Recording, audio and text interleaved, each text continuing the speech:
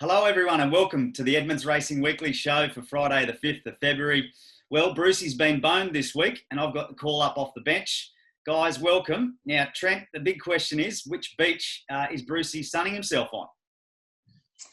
Well, I think he'd be spending majority of his time at the sales complex at Inglis Warwick Farm there. Now, I lived at Warwick Farm for 12 years. Coogee. He's at the Coogee Beach. Maybe Yeah, Bronte. He'd be so busy. He'd be too Brucey a bit Bronte, for sure. No. He'd be too busy at the sales out there. So I knew there'd be a beach in there somewhere, though. No, him and Gaby at Bronte for an early surf and then out there. There you go. I was going to suggest maybe the Georges River. Down there at Chipping Norton Lake or something. But, he's hard at work carrying out inspections. So I will be joining him tomorrow. Very good. Yeah, of course, the English sales and Brucey, no doubt, head down in the catalogue and getting through those inspections. Let's touch on the week that was. Toby, 2 winners and 5 place getters from 10 starters. Let's quickly touch on those winning performances. Toby Gadance made it back-to-back wins for the Altieri family at the Gold Coast. Yeah, Adam Gadance, he was really good on last Saturday. He led all the way, got a bit of pressure off another runner, and ran away with it. Ran away with the race in the last 200 metres. I thought he was really strong through the line. Not in any hurry to rush him into town, though. I think we're better off just letting him get through his grades a little bit. Don't think that race rated that strongly, so we'll let him find his level. He can run again on the 27th. There's a benchmark race for him there. It's Walter's birthday, so he'll have a day out, and hopefully his horse can win again for him. Well done.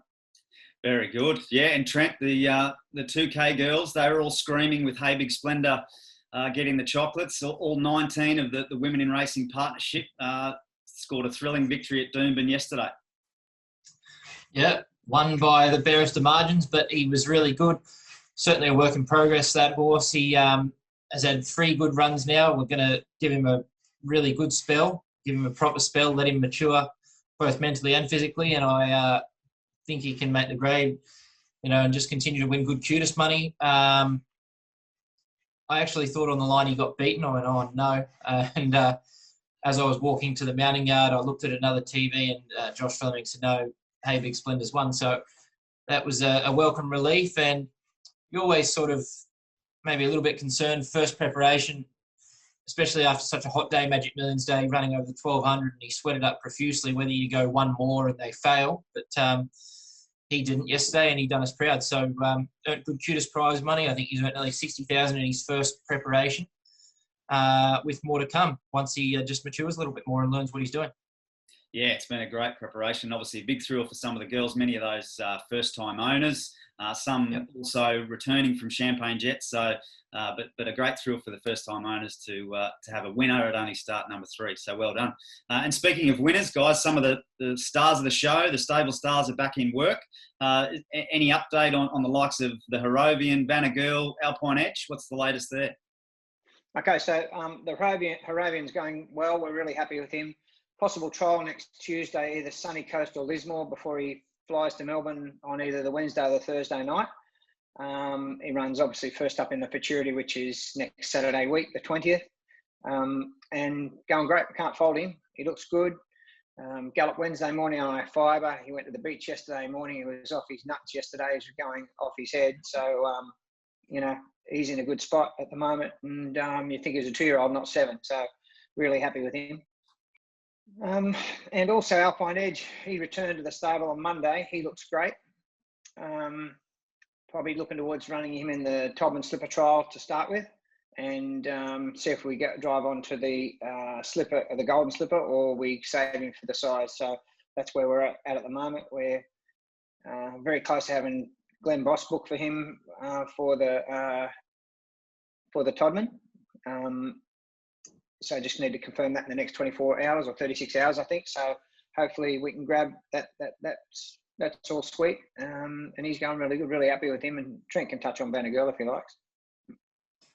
Vanna Girl, she's just starting to roll into some pace work. Just had her first gallop Tuesday morning.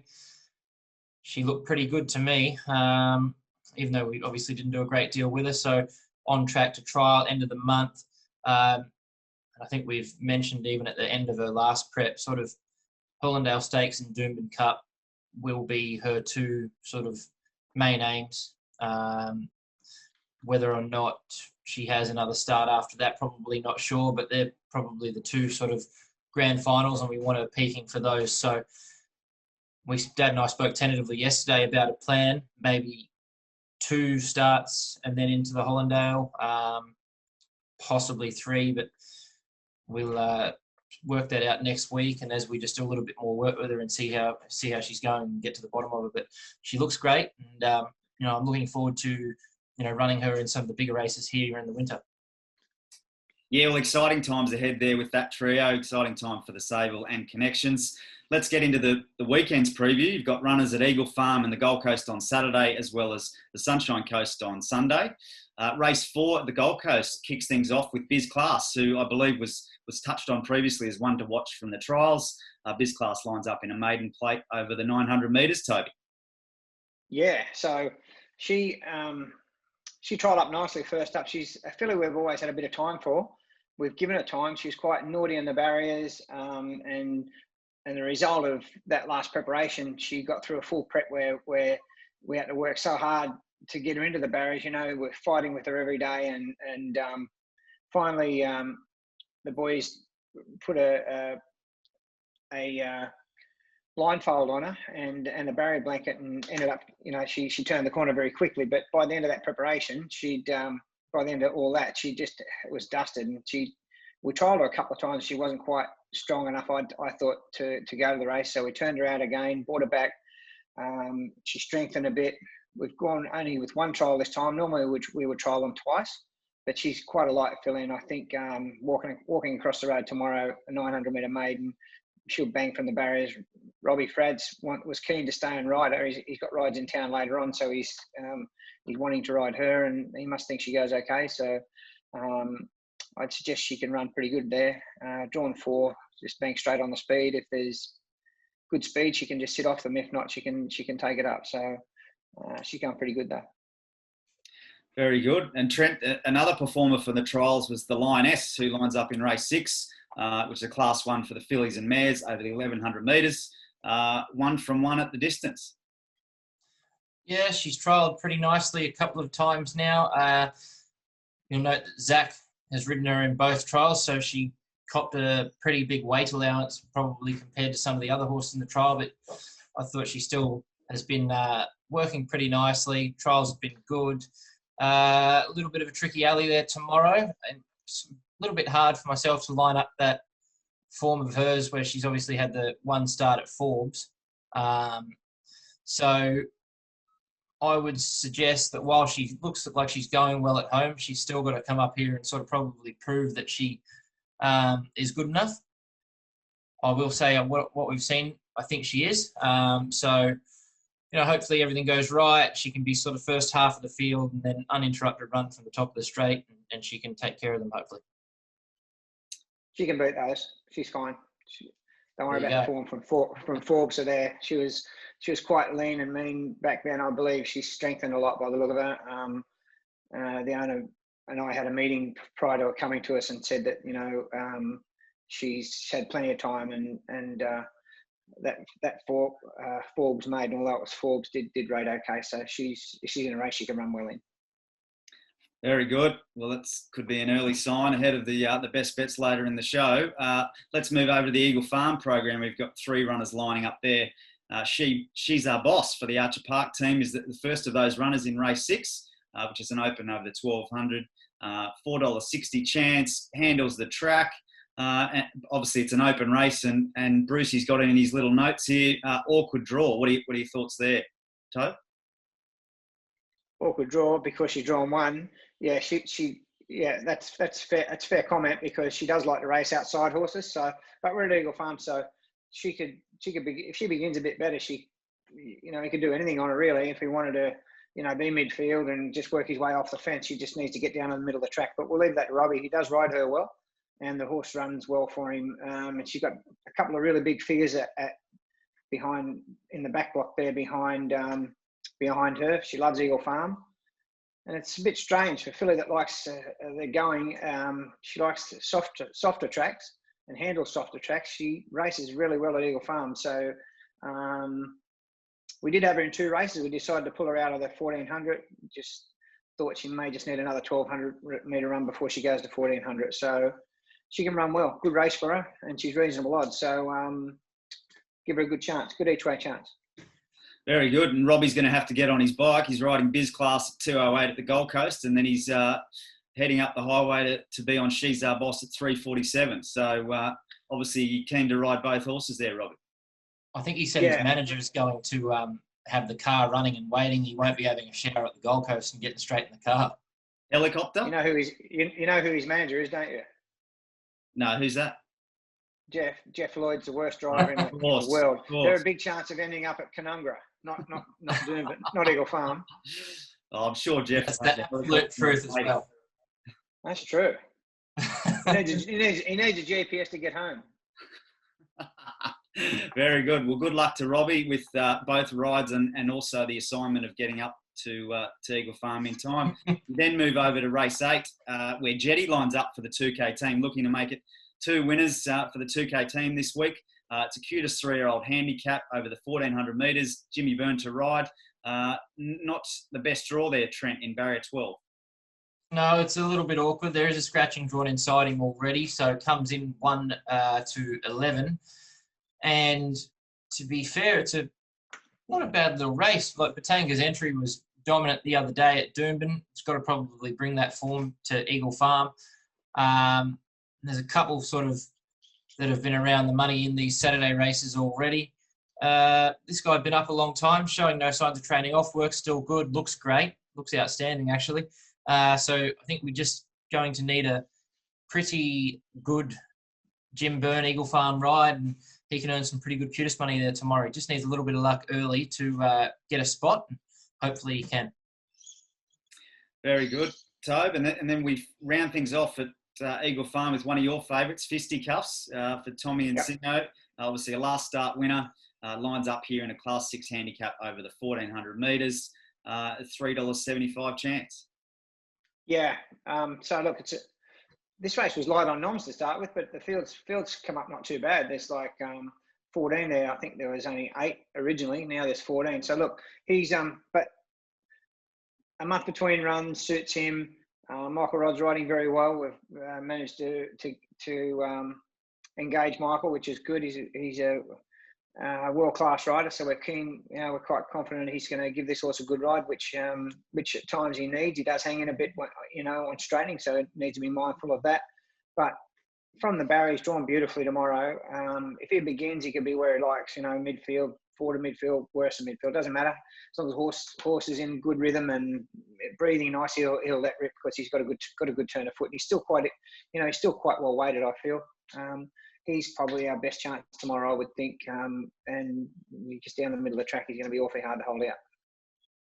Very good. Well, he's in form, and I like the confidence there. So that's very nice to hear. Then we move over to the Sunshine Coast. One runner lining up there in the Pines, who was another that featured at the recent Gold Coast trials. Lines up here in a Class 6 handicap over the 1200 metres with Robbie Fradd to ride from barrier 6, Trent. Yeah, so she's had 3 trials to get ready. She's had a long time off. We had to just perform a minor procedure on her throat, and she's been really good since that procedure, since she's come back this preparation, I should say. Been in work a long time, had 3 trials. Obviously, there's nothing like race fitness, so it'll be interesting in that sense. We have put a set of blinkers on her, which is probably a little bit odd in the sense that she's a very hard-going horse at home on the track, and it sort of defies convention. But I thought her first 2 trials probably a little bit plain, so we just tried something in her second one. And throughout her career, she's been horrible out of the barrier. She takes a long time to get into stride and gives away a big start more often than not, and that's probably stepping up in grade cost her a fair bit. It's all good rising through the grades when you're better than them, but once you've reached that mark, you've got to have everything go right and do everything right, and she wasn't. Put a set of blinkers on in the trial. I thought the trial was super. If she had room, I think she would have smacked them. So we're putting those on for race day for the first time. It'll be interesting to see how she reacts in them. But from what I've seen in the trial and a bit of work last Saturday morning in them, you know, it was pretty sharp. So I'm looking forward to her resuming. She is a track record holder at the course and distance. Very good. Well, one to watch on Sunday there first up. All right, well, you may have shown your hand already, guys, but let's get into the best bets for the weekend. Toby, I've got a fair idea who yours may be, but fire away. I'm going fisticuffs, so he's my best bet for the weekend. Very good. Fisticuffs there at Eagle Farm in race 9, number 4. And Trent, what about yourself? He'll do me too. That's fine by me. The doubling up there. Very good. I like it, like the confidence, and obviously we know he's in form. So, all right, guys, well, that's the preview. All the runners have been covered there. So any final shout-outs, any little insights you want to give before we wrap this thing up? No, we're pretty good, I think. Happy to close off there. It's been a good show, so, and well hosted, I must say. Oh, Bruce is in trouble, I feel. You'll have to get off that beach down at Coogee. Get back here, Bruce. So we've just... more hair than Bruce too. So that's better. We've just finalised our yearling parade on March the 6th here at home at the stables here, followed by a race day in the boardroom at the Gold Coast Turf Club. So anyone interested in obviously racing a horse with us and coming and having a look at the remaining yearlings from the Magic Million sales from January, please send us an email, and I'm sure they'll parade really well on the 6th. There's different shapes and sizes, different horses for each person's budget. Some lovely colts there, some really sharp fillies, lovely cutest fillies also. So that's going to be a great day. It was really well received last year, and I'm looking forward to that immensely again this year. Very good. Nice little plug there, Trent, and good luck down at the English sales over the weekend. Good luck with the runners over the weekend and also to Connections. Thanks, guys. Bye-bye.